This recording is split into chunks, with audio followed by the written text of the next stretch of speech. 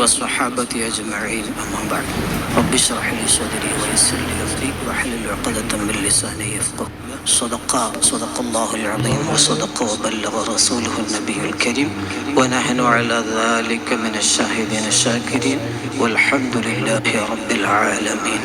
توسلنا ببسم الله وبالهادي رسول الله وكل مجاهد لله وأهل البدر يا الله. അല്ലാഹു ജല്ല ജലാലുഹു നമ്മെ എല്ലാവരെയും അവൻ കബൂലാക്കുമാറാവട്ടെ. ആമീൻ.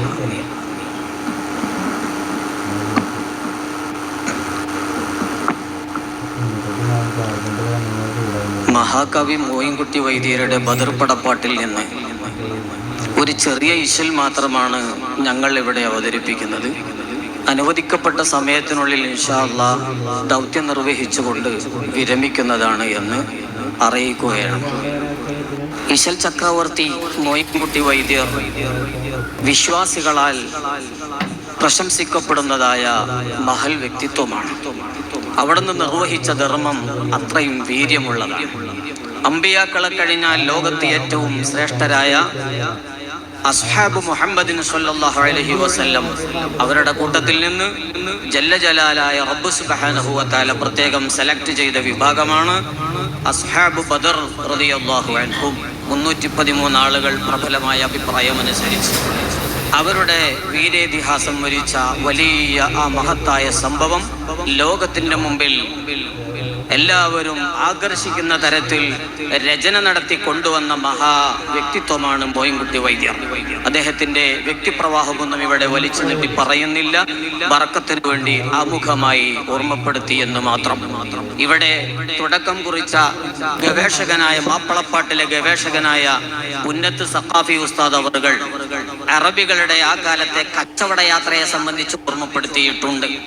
അബൂ സുഫിയാനിന്റെ നേതൃത്വത്തിൽ 70ഓളം വരുന്നതായ കച്ചവട സംഘം ഷാമിലേക്ക് കച്ചവടത്തിന് പോയപ്പോൾ അവർ ഹബീബ് സല്ലല്ലാഹു അലൈഹി വസല്ലമ തങ്ങളും മുഹാജിറുകളായ അനുയായികളും മക്കയിൽ ഇട്ടേച്ചു പോന്ന സ്വത്തും മുതലും കെട്ടിപ്പെറുക്കി എല്ലാം ഒരുമിച്ച് കൂട്ടി കച്ചവടത്തിന് വേണ്ടി കൊണ്ടുപോവുകയും അതിന്റെ മുതലും ലാഭവും ഉപയോഗപ്പെടുത്തി ഹബീബായ റസൂലുള്ളാഹി സ്വല്ലല്ലാഹു അലൈഹി വസല്ലമ തങ്ങളെയും അനുയായികളെയും എന്നേക്കുമായി ഇല്ലായ്മ ചെയ്യാൻ വേണ്ടി ഉപയോഗപ്പെടുത്തുമെന്നതായ കാരണം കൊണ്ട് റബ്ബ് സുബ്ഹാനഹു വ തആല മുത്തായ തങ്ങളെയും അനുയായികളെയും കച്ചവട സംഘത്തെ ലക്ഷ്യമാക്കി നിങ്ങൾ പോയിട്ട് നിങ്ങൾക്ക് അർഹിക്കുന്നത് അവകാശപ്പെട്ടത് മാനമായും ന്യായമായും നിങ്ങൾ വാങ്ങണമെന്ന് പറഞ്ഞ് പോകാൻ വേണ്ടി പറഞ്ഞ് അങ്ങനെ പോയി. ആദ്യത്തെ പ്രാവശ്യം പോയപ്പോൾ 200ഓളം വരുന്നതായ അനുയായികളെയും കൂട്ടിപ്പോയി. പക്ഷേ വഴിയിൽ വെച്ച് കുശാഗ്ര ബുദ്ധിക്കാരനായ കച്ചവട കണ്ണുള്ളതായ അബൂ സുഫിയാൻ നേരത്തെ വിവരം അറിയുകയും മെയിൻ റൂട്ട് തെറ്റിച്ചുകൊണ്ട് ഷാമിലേക്ക് ഷോർട്ട് കട്ട് ഉപയോഗപ്പെടുത്തി പോവുകയും ആ കച്ചവടം പൊട്ടിപ്പൊട്ടിച്ച് ഷാമിലെ ചന്തയിൽ നടക്കുകയും നേരത്തെ പുന്നത്തുസ്താദ് പറഞ്ഞതുപോലെ പിരിപൊന്ന് കിട്ടിയ റിബഹാൽ അഥവാ 50,000 പൊന്ന് ലാഭം മാത്രമായി ലഭിക്കുകയും വലിയ സന്തോഷത്തോടുകൂടെ അവർ മടങ്ങുകയും ചെയ്ത് ആ മടങ്ങുന്നതായ യാത്രയിൽ വീണ്ടും 2ാം പ്രാവശ്യം അവരെ ലക്ഷ്യമാക്കി പുറപ്പെടാൻ വേണ്ടി മുത്തുനബി സല്ലല്ലാഹു അലൈഹി വസല്ലം തങ്ങളോട് പോകാൻ വേണ്ടി പറയുകയും ആ പോയിക്കൊണ്ടിരിക്കുമ്പോ ഹബീബായ സല്ലല്ലാഹു അലൈഹി വസല്ലം തങ്ങളും അനുയായികളും ആ യാത്ര പുറപ്പെട്ട് പല സ്ഥലങ്ങളും താണ്ടി അവസാനം ദഫ്റാൻ എന്ന് പറഞ്ഞ സ്ഥലത്ത് ഇരിക്കുമ്പോ തുടർന്നുകൊണ്ട് മഹാകവി മോയിൻകുട്ടി വൈദ്യർ ഖദ്ദസല്ലാഹു സിർറഹുൽ അസീസ് മഹാനവർകൾ ഓർമ്മപ്പെടുത്തുന്നത് എങ്കിൽ ഹബീബായ തങ്ങളും അനുയായികളും ദഫ്റാനിൽ ഇപ്പോൾ താൽക്കാലികമായി വിശ്രമിക്കുകയാണ്. അബൂ സുഫിയാന്റെ നേതൃത്വത്തിലുള്ള കച്ചവട സംഘം അവരെന്ത് ചെയ്യുന്നു എന്നതിനെ കുറിച്ച് മഹാകവി മോയിൻകുട്ടി വൈദ്യർ ഇവിടെ ഓർമ്മപ്പെടുത്തുന്നു. ശ്രദ്ധിച്ചാലോ. ഉരയുന്ന അബൂ സുഫിയാനും തൻ വരുവാർ നെടിൽകളുമായി ഉളരി ശമ പിടലായി നട വഴിയെ ഭയങ്കരമായി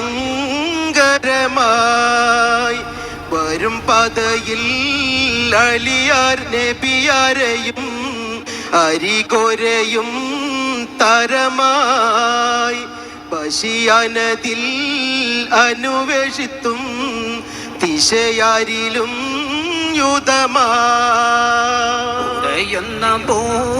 സുഫിയാനും താൻ മറുവർന്നിട്ടിൽകളുമായി ഉളരിശമോ വിടലായി നട വഴിയെ ഭയങ്കരമായി വരും പതയിൽ നബിയാരെയും അരികൊരയും തരമായി ബശിയാനതിൽ അനുവേശിത്തും ദിശയാരിലും യുധമായി.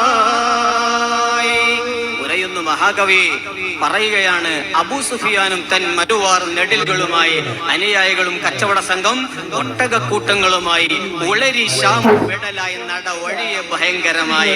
കച്ചവടം കഴിഞ്ഞ് പൊടിപൊടിച്ച കച്ചവടം കഴിഞ്ഞ് വമ്പിച്ച ലാഭവും പേറിക്കൊണ്ട് അവർ മടങ്ങി വരുന്നത് മഹാകവി മൊയ്ൻകുട്ടി വൈദ്യർ നേരത്തെ പറഞ്ഞു വെച്ചിട്ടുണ്ട്.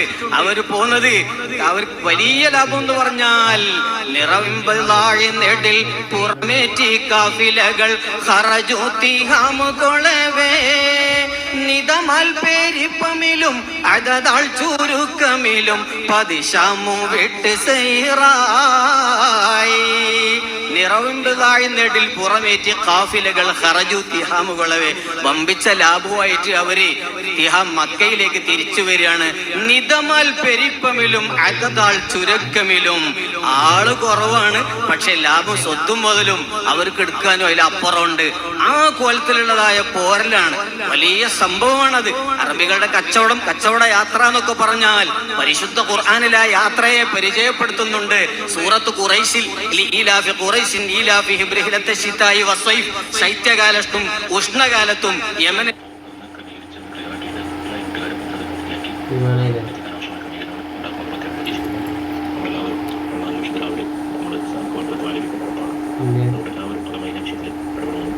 കട്ടായ